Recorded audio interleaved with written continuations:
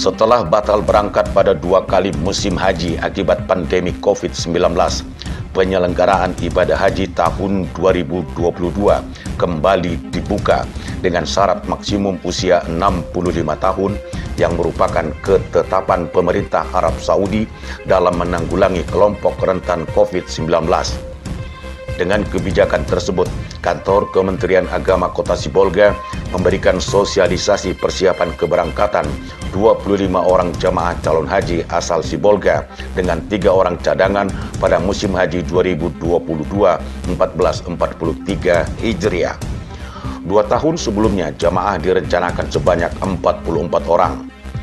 Jamaah calon haji Sumatera Utara dijadwalkan berangkat dengan 10 kloter dan kloter pertama dimulai 10 Juni 2022.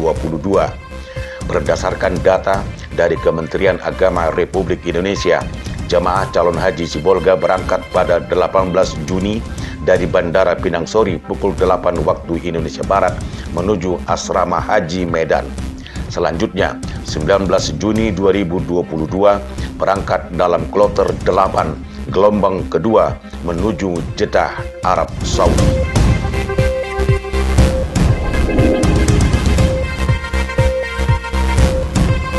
Gereja Elim Kairos Jemaat Keluarga Kristus Tuhan, Kecamatan Sibolga Selatan, Kota Sibolga, menggelar ibadah raya Minggu 29 Mei.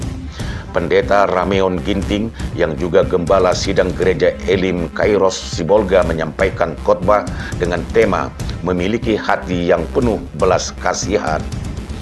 Pendeta menjelaskan pentingnya setiap umat Tuhan untuk memiliki hati berbelas kasih karena merupakan ajaran dan teladan yang diberikan oleh Yesus. Sebagai umat yang telah merasakan belas kasihan Yesus, umat Tuhan mampu keluar menjadi saksi dan memberikan kebaikan Yesus. Pendeta didampingi Ketua Pembangunan Gereja menjelaskan perkembangan renovasi gedung gereja yang baru, serta menyampaikan ucapan terima kasih kepada para donatur yang telah memberikan dukungan hingga tahap pembangunan saat ini.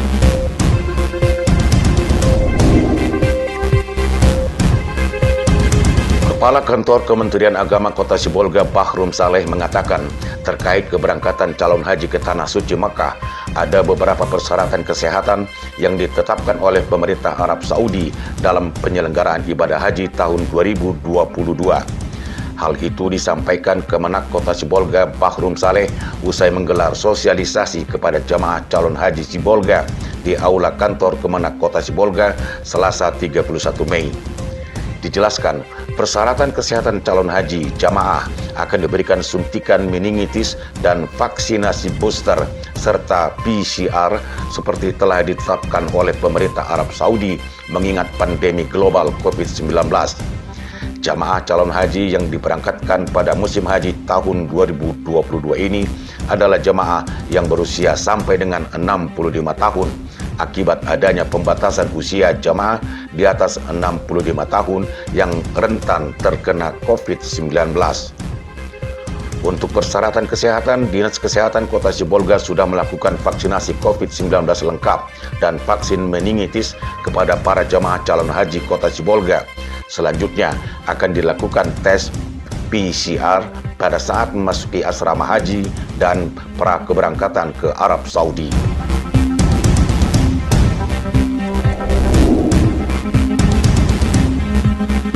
Masyarakat Minang, Sekota Sibolga dan Tapanuli Tengah menggelar acara Halal Bihalal Akbar 1443 Hijriah bersama Komandan Korem 023 Kawal Samudra dan unsur Forkopimda Kota Sibolga.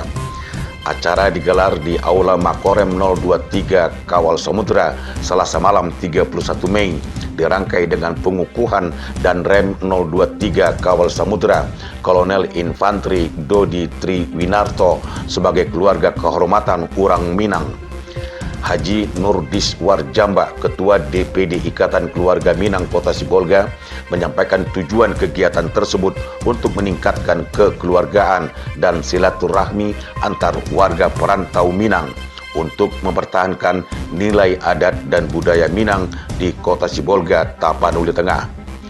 Dan Rem 023 Kawal Samudra Kolonel Infantri Dodi Triwinarto menyampaikan terima kasih kepada seluruh lapisan masyarakat Minang yang telah memberikan kepercayaan baginya sebagai keluarga kehormatan Urang Minang.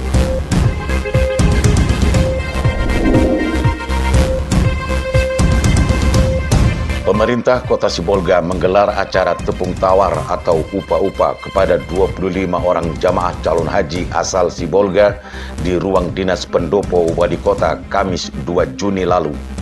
Tradisi tepung tawar atau upa-upa merupakan salah satu budaya yang masih kerap dilakukan oleh masyarakat, khususnya di daerah pesisir pantai barat Sumatera Utara, untuk memberikan nasihat, penyemangat, serta doa kepada penerima upa-upa.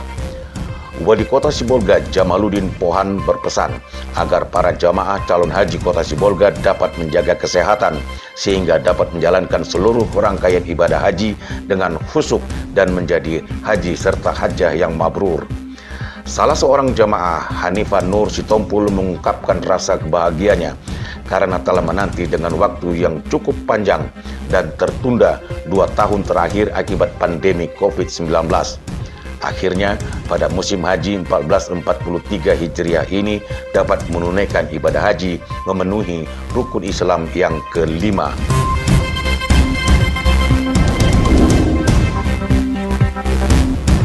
Dewan Pimpinan Cabang DPC Tiara Kusuma Kota Sibolga menggelar private hairdo modern 4 jenis sanggul bersama Farida make up artist di Aula Kantor Camat Sibolga Selatan. Kegiatan dilaksanakan pada 2 Juni tersebut menjadi langkah awal untuk memberikan sosialisasi dan pembelajaran tentang ilmu salon terhadap para pengusaha dan penggiatnya. Ketua DPC Tiara Kusuma Kota Sibolga, Israiyah Tanjung, menjelaskan kegiatan juga dirangkai dengan lomba make up kepada para peserta sekota Sibolga dan Tapanuli Tengah.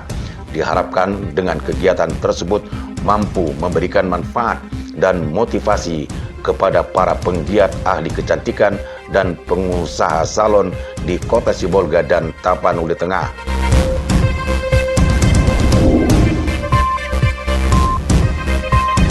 Satu unit mobil tangki minyak Pertamina merek Hino terguling di permukiman warga Jalan Lintas Sibolga Tarutung, Kelurahan Huta Barangan, Kecamatan Sibolga Utara, sekitar 3 km dari pusat Kota Sibolga. Laka lantas tunggal tersebut terjadi Jumat pagi 3 Juni lalu sekitar pukul 5.30 pagi. Sontak membuat warga sekitar kejadian geger lantaran mobil tangki terguling jatuh tepat di depan rumah warga. Humas Polres Sibolga AKP Ramadan Shah Sormin menjelaskan, kejadian laka lantas mobil tangki Pertamina dengan nomor polisi BK9504SH dikemudikan oleh Dikson Lumban Tobing 40 tahun, warga Jalan Patuan Anggi Sibolga. Disebutkan mobil melaju dari arah Tarutung menuju Sibolga tanpa muatan BBM dengan kecepatan sedang. Diduga supir mengantuk sehingga keluar jalur ke arah kanan dan menabrak pembatas bahu jalan.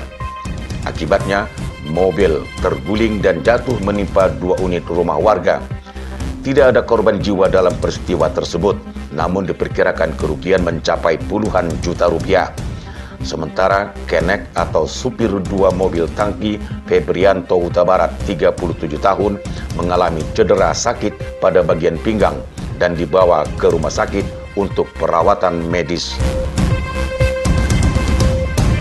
Edi Prambudi, Tim Liputan dan Dokumentasi N2 STV.